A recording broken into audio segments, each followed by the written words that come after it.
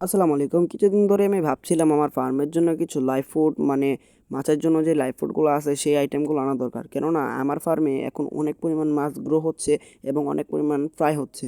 তো সেহেতু আমার মাছের জন্য কিছু লাইভ ফুড আনাই দরকার। এমনিতে তো আমি মাইক্রো আর্ম এবং ডিমের কুসুম খাওয়াই, কিন্তু তাছাড়া আমি আমার ফার্মের জন্য কিছু ব্রাইন শিমের ট্যাবলেট এবং ব্রাইন শিম এনেছি।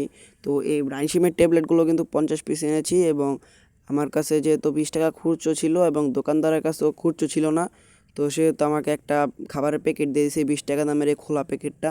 এমনিতে এগুলো আমার কাছে অনেক আছে, কিন্তু তাও আমি এক প্যাকেট নিয়ে আসছি।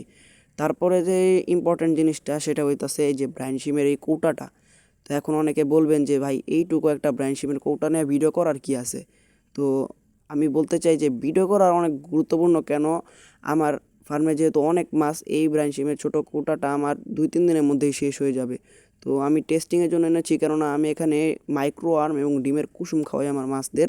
তো ব্রাইন শিম তাদেরকে হঠাৎ হঠাৎ দিলে তারা খাবে নাকি আমি জানি না, তাই শুধুমাত্র টেস্ট করার জন্য আমি শুধু এই ছোটো একটা কৌটা নিয়ে আসছি এবং এই ছোটো কৌটার দাম আমার কাছে 150 টাকা রেখেছে এবং খাবারের প্যাকেট 20 টাকা এবং 50 পিস ব্রাইন শিম ট্যাবলেটের দাম রেখেছে আমার কাছে 200 টাকা।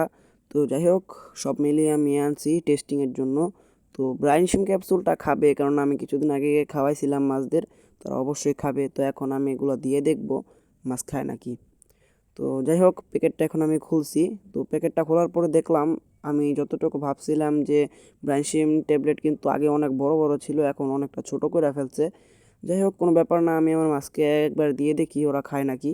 তো আমি এখান থেকে একটা ট্যাবলেট নিয়ে নিব। তো আমি একটা ট্যাবলেট নিছি। তো এখন আমি আমার টেস্টিংয়ের জন্য প্রথমত আমি আমার পার্পল মোজাইকদের দিব। আর এমনিতে ব্রাইনসিমের ট্যাবলেটের সাইজটা খুব ছোট এবং বেশি মাছ খেতে পারবে না। তো যাই হোক, আমি অল্প পরিমাণ দেই।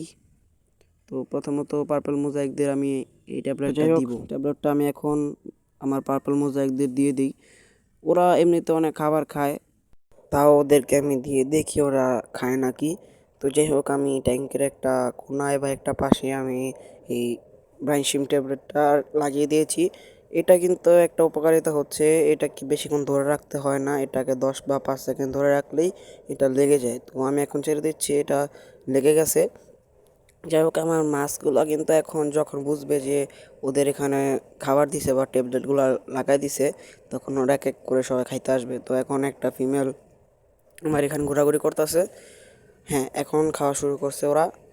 যাই হোক, মাসাল্লাহ ওরা এখন খাইতেছে। যাই হোক, ব্রাইনসিম ট্যাবলেটটা এখন হয়তো কাজে দিবে, ওরা হয়তো এটাকে পুরোটা শেষ করবে। যাই হোক, আজকে হয়তো আমি দেখলাম যে ব্রাইনসিম ট্যাবলেটটা ওরা খায়। তো যাই হোক, ভালো, ওরা খাক।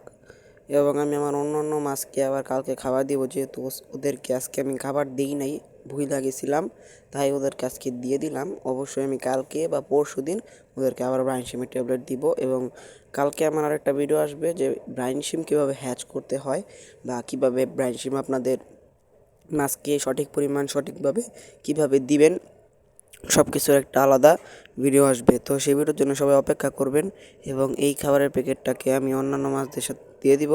যে আজকে ভিডিও পর্যন্তই। আল্লাহ হাফেজ।